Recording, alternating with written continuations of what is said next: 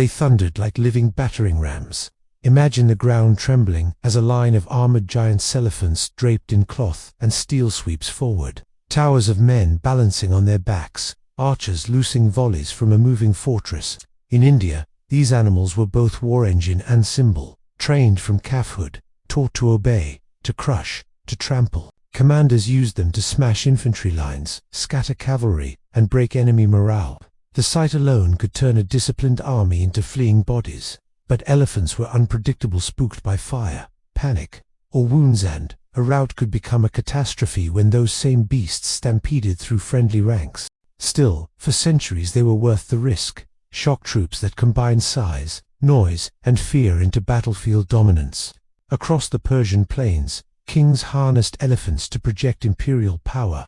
Persian armies adapted Indian methods but added their own scale. Elephants carried armored riders, banners, and even small towers for archers to rain death from above. They were as much political theater as military tool, parading beasts at the front signaled vast resources and divine favor.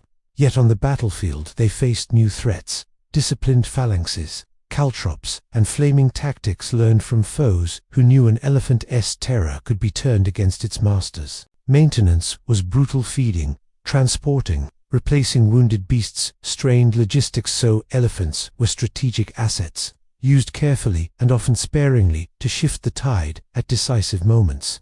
Then came Carthage, where elephants became a legendary gamble. Imagine Hannibal crossing mountains with these giant steep passes, bitter cold, and still the elephants marched, terrifying Roman eyes that had never seen such monsters at scale in Europe.